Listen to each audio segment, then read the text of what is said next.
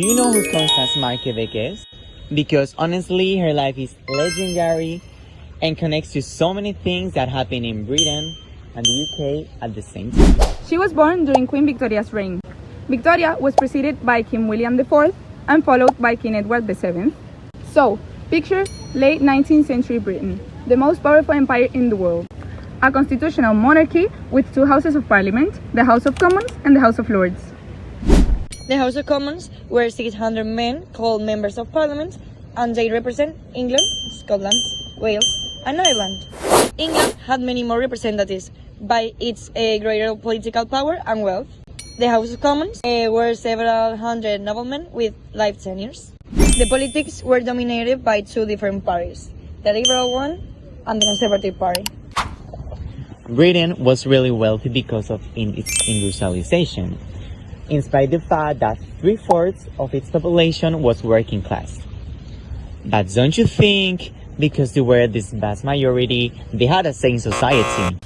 And who were the ones in power then? I'm not getting it. How many social classes were there? The upper class was made up of aristocracy, gentry, and nobility, and held positions in the army or the governments.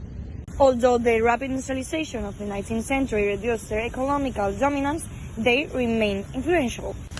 The upper middle class was made up of industrialists, doctors, lawyers. And this new elite emerged from the Industrial Revolution. Let me continue. The lower middle class included teachers, shopkeepers, and skilled artisans. This class acted as a bridge between the working class and the wealthier middle class. Okay, I think I'm catching up.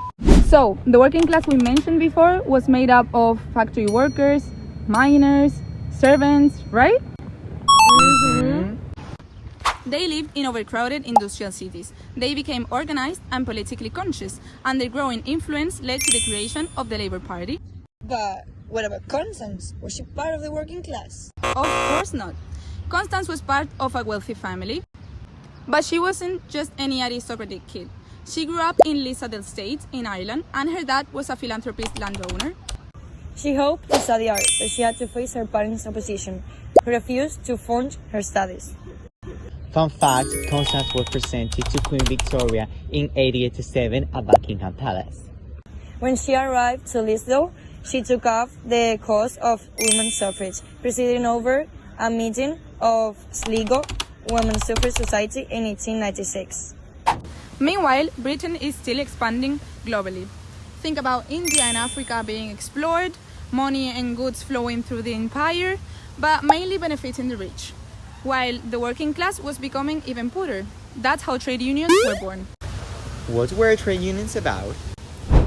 They were a direct response to the Industrial Revolution due to long work hours, unsafe conditions, and exhausting routines. Despite having a strong opposition, they gradually gained power. And did they achieve their goals? By the 1850s, they had achieved a fairer treatment.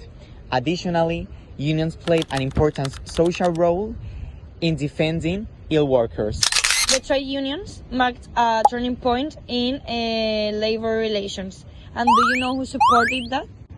Of course, Constance! Constance played a vital role in supporting these workers and their families, reinforcing the connection between socialism and nationalism. But she didn't have it easy. Constance is a perfect case study on how personal experience, social inequality, and political oppression intersect. She was a revolutionary by choice and feminist before the existence of a full suffrage in UK and Ireland. As a member of the suffrage movement, she joined the Irish Citizen Army. She fought in the Easter Rising of 1916 and became a symbol of women's empowerment in political world, both in Ireland and UK.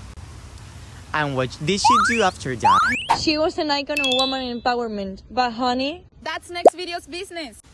See you in a few weeks.